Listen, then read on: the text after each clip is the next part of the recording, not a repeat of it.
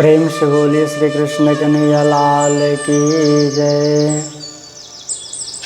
धर्म प्रेमी प्यारे भक्तजन, हम यदि परमात्मा को प्राप्त करना चाहें तो परमात्मा के प्रति हमारी दृढ़ निष्ठा होनी चाहिए, क्योंकि जब तक हमें परमात्मा में पूर्ण रूप से भरोसा नहीं होगा तब तक हम संसार से पार नहीं हो सकते। इसका एक प्रत्यक्ष उदाहरण है कि एक बार वृंदावन में रहने वाली एक गोपी जो दूध और दही बेचने का कार्य करती थी, सो दूध और दही को बेचने के लिए जब वो जमुना जी के तट पे जाती तो मथुरा में बेच करके वो प्रत्येक दिन आया करती थी। तो उस गोपी को मथुरा में जाने के लिए बीच में जमुना जी हैं, सो नाव पे बैठ करके उस पार जाना होता था। एक दिन वृंदावन में एक महात्मा जी जो कथा कह रहे थे, सो महात्मा जी ने कथा के माध्यम से लोगों को बताया कि यदि हमें श्री कृष्ण चरणों पे भरोसा हो जाए और ये दृढ़ संकल्प ले लें तो श्री कृष्ण चरणों का आश्रय लेने मात्र से हम भव सागर से पार हो जाएंगे। गोपी वहाँ बड़े प्रेम से कथा को श्रवण कर रही है और गोपी के मन में ये आया कि जब श्री कृष्ण चरणों का आश्रय लेने से हम भव सागर से पार हो जाएंगे तो जमुना नदी तो बहुत छोटी है, क्या मैं इस नदी को पार नहीं कर जाऊंगी। महात्मा जी की कथा गोपी ने सुना, गोपी को दृढ़ विश्वास हो गया और दूसरे दिन जब गोपी दूध और दही को लेकर के जमुना जी के तट पे गई तो वहाँ पे जाकर के गोपी ने कहा कि हे कृष्ण, मैं आपका चरणों का आश्रय लेती हूँ और नदी को पार करना चाहती हूँ। तो जैसे ही गोपी ने कृष्ण चरणों का आश्रय लिया तो विश्वास दृढ़ होने के कारण गोपी जमुना नदी को पार कर गई और जमुना नदी को पार करके वो मथुरा में गई। वहाँ पे जाकर के वो दूध और दही को बेच करके पुनः वृंदावन में चली आई।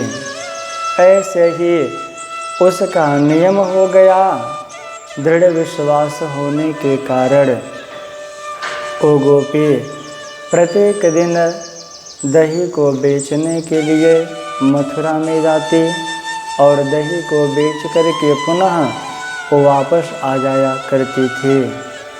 अब गोपी का जो पैसा नाव पे लगता था वो पैसा बचने लगा तो गोपी ने ये विचार किया कि जिस महात्मा जी ने मुझे ये कहा कि यदि हम कृष्ण चरणों का आश्रय ले लें तो हम भव सागर से पार हो जाएंगे, तो क्यों न उस महात्मा जी को अपने घर पे बुला करके मैं उनका सेवा सत्कार करूं।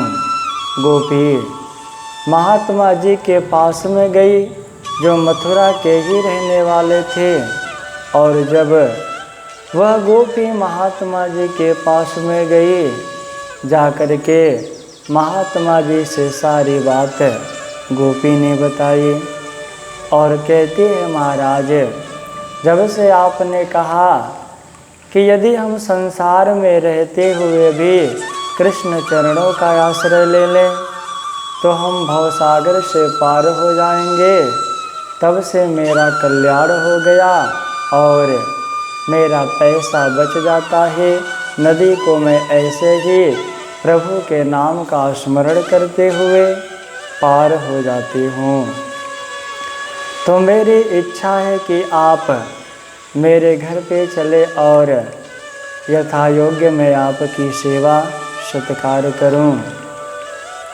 महात्मा जी बड़े प्रसन्न हुए, गोपी के साथ में चल पड़े और जब जमुना जी के तट पे पहुँचे तो महात्मा जी कहते हैं, गोपी यहाँ पे तो नाव है ही नहीं, तो हम नदी को पार कैसे करेंगे। तो गोपी ने कहा, महाराज, आपने कृष्ण चरणों का आश्रय लेने के लिए कहा तो हमने कृष्ण चरणों का आश्रय ले लिया और हम ऐसे ही चल करके जमुना नदी को पार कर जाते हैं। तो आप ही बताइए यहाँ पे नाव का क्या काम है। गोपी को महात्मा जी के बातों पे विश्वास नहीं हुआ तो गोपी से महात्मा जी कहते हैं, गोपी, पहले तुम पार करके दिखाओ, तुम्हारे पीछे पीछे मैं भी आऊँगा। और इस प्रकार गोपी राधे कृष्ण का नाम लेकर के जमुना जी को पार कर गई और उस छोर पे जाकर के महात्मा जी से कहती है, महाराज, आप भी आइए। तो जब गोपी ने कहा, महात्मा जी आप भी आइए, तो महात्मा जी विचार करने लगे, यदि मैं नहीं जाऊंगा तो गोपी कहेगी कि मुझे प्रभु पे भरोसा नहीं, विश्वास नहीं। अब गोपी के कहने पर महात्मा जी कृष्ण नाम का आश्रय तो लिए, परंतु उनको विश्वास न होने के कारण जैसे ही अपने पाँव को आगे बढ़ाए महात्मा जी नदी में डूबने लगे।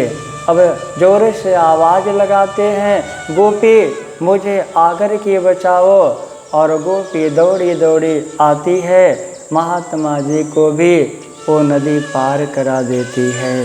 कहने का तात्पर्य क्या है मेरे प्यारे भक्त प्रेमियों, यदि हम भगवान की भक्ति करते हैं ना तो हमें दृढ़ विश्वास होना चाहिए, और विश्वास यदि नहीं होगा तो हम एक स्थान पे बैठ करके 24 घंटे यदि माला करते हैं तब भी हम संसार सागर से पार नहीं हो पाएंगे।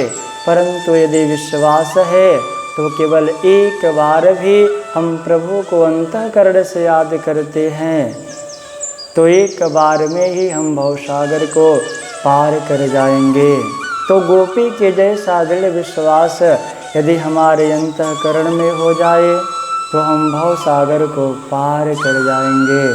जय श्री राधे, जय श्री कृष्ण।